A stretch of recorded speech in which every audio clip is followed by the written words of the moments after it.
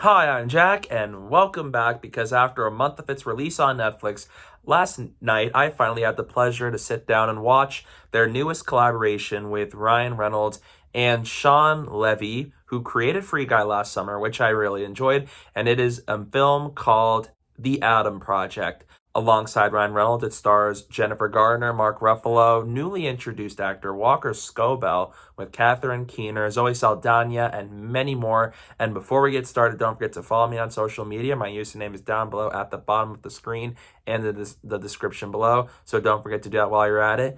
And with that said, let's get started. The Adam Project follows young 12-year-old Adam Reed, who teams up with his future self, played by Ryan Reynolds, and they go on an awesome sci-fi adventure where they have to go to the past so they can save the future. I discovered this movie about 2 months prior to its release when Netflix released their video on all the stuff they're going to release this year. And The Adam Project was one of the ones that stood out to me because you got Ryan Reynolds, who I really enjoy watching, and Shawn Levy as the director. And they both did Free Guy, like I mentioned earlier. I really enjoyed Free Guy. It is one of the most surprising movies I watched last year, and I had a whole lot of fun with it. So when I saw that they had a Netflix movie together coming out soon, I was really looking forward to seeing it. And I got to watch it last night, and I really enjoyed it. The Adam Project is a very fun sci-fi adventure flick. The cast is great. I really dug Ryan Reynolds here. He once again brings his charismatic charm and energy into this movie, and I really loved his dynamic with Walker Scobell, who plays the younger Adam. He is such a great person to play a younger Ryan Reynolds, and I immediately knew he was the perfect pick when I saw a video online of him reciting the script of Deadpool 2 in front of Ryan Reynolds. That had me realizing like he was perfect, and he once again crushed it here. I thought he was really great. I really liked him. They had some really fun, touching moments, whether it's them trying to get away from the bad guys or them having a little moment with one another about their family and all that stuff. It's a really nice dynamic. I really enjoyed watching these two, and they're both really interesting characters, and I liked seeing them grow as this movie goes on. And we also got a reunion for 13 going on 30 here with Jennifer Garner and Mark Ruffalo. Both are really great for what they had to work with. I enjoyed their scenes with Ryan in this movie, especially Mark Ruffalo, who has one of the more emotional moments to come out of this movie, which I will get to later. And Zoe Saldaña is in here as well for a little bit. Not in here as much, but I did enjoy her chemistry with Ryan Reynolds. There's some fun stuff, and she gets to do some really cool stuff in the middle. Really dug that. And Catherine Keener is the villain of this movie. I thought she was good with what she had to work with here. I think just the whole cast is really great. I really enjoyed watching them all here, especially the dynamic with Ryan Reynolds and Walker Scobell. They really carried a lot of this movie because they were the main characters, and we had two different versions of our lead character, and I think they had such a great dynamic, and everyone else worked so well because of how well these two worked as the leads. It's also a really well-paced movie at about an hour and 46 minutes. It felt very well-paced. It didn't feel ultra fast-paced, but it was well-paced to the point where I'm not feeling bored or like we're slowing things down.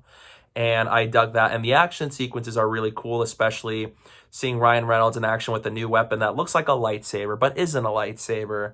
That is really cool. I think some visual effects look a little spotty. You can tell it looks CG, but I think in the action sequences especially, they look really cool here. And I think the visuals as a whole look cool. Also, especially the ships as they fly up in the sky and in the third act. And all this stuff goes into play, especially with the suits and the armor of people from the future. The visual effects do look really good, even though there are some CG moments that I feel like they could have been more polished. But nevertheless, they were good for what they are. The action sequences, again, really cool stuff here and there, especially in the middle half of this movie. It's really fun to watch, and I was able to tell what was going on. And some of the sci-fi weapons here I think are really cool, especially the Ryan Reynolds weapon he used, which was, they call a lightsaber even though it's not a lightsaber, which I thought was funny, but I really enjoyed that. And just like with Free Guy, this movie also has some comedy added to it, and I think it does land. I really enjoyed a lot of the comedic moments, especially with Ryan Reynolds as he's playing an older version of Adam, that Walker Scobell plays the younger version that we start off with, and I really liked just the comedic banter they have with one another, with the whole what's this, what's that, making sure that the timeline doesn't fall apart. There are some funny moments to be had here, especially with Mark Ruffalo in the mix. And I think there are some fun moments to be had here. It's also a humorous movie, too. It's not as overly humorous like Free Guy is, even though Free Guy still does a great job with the humor. But when it happens, it's earned and it feels right for the story and not over-reliant on it, which I think is good. Because this movie is actually a lot more heartfelt and much more emotional than Free Guy. And Free Guy does have emotional moments that work really well, but there was a lot more comedy in that movie than the heartfelt moments, and I think this movie, it feels like the inverse of that. You have a lot more emotional moments here, especially with the story about how Adam's father has passed away, apparently, and how it ties into everything and just this adventure. And I think there's some really emotional moments, especially when you get to the third act of this movie.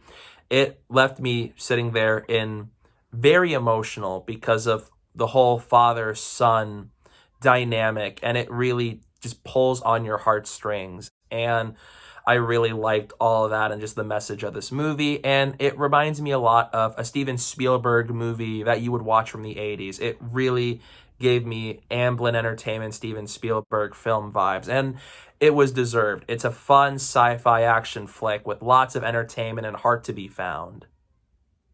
On the other side, I do think the villain's motivation is very cliche. I think they just make the villain pretty much your standard typical bad guy. Not much connection for me to have with this villain to see if I can understand why this person's doing it.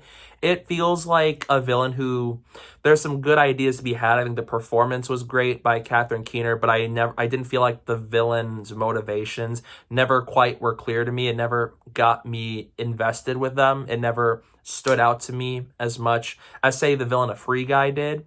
And I also feel like at times it feels too generic because it's a sci-fi action adventure flick.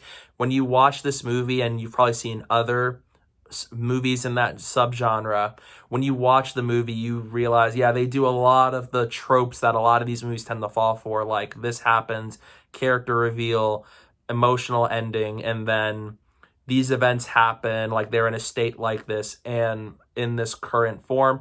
They do a lot of the tropes, and I do feel like at times it worked for what it was trying to tell, but sometimes I feel like it makes the movie at times predictable, that you know how this stuff is going to play out. And knowing it is a movie about time travel and time travel is involved, sometimes the time travel rules don't always add up, but that is time travel. It's not as big of a problem here. It's just sometimes they give us a lot of time travel rules. Like, okay, can't do this because this would happen, or the reason why was because of this. And they do too much of it, and to the point where it doesn't always line up with one another. So maybe I wish the time travel rules were a little more consistent in this movie than what we ended up getting. But nevertheless, The Adam Project is a really fun movie. It's very well paced, great performances, really funny, awesome with the action, and it's a very fun and adventurous movie that I do recommend you go check out on Netflix when you can. So in the end, I'm going to give The Adam Project a B+. And I highly recommend you go stream it on Netflix.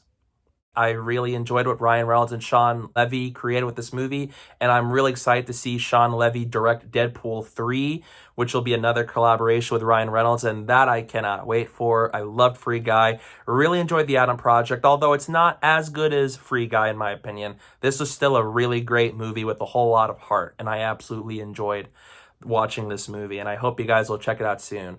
Those are my thoughts on this movie. What did you think of this movie? Let me know down below in the comment section. I'd love to hear your thoughts down below. And thank you guys so much for watching. And don't forget to hit that like button and the subscribe button. And stay tuned for more. Grab onto that railing, hold on for dear life, and try not to pass out from the G's, okay? What's a G?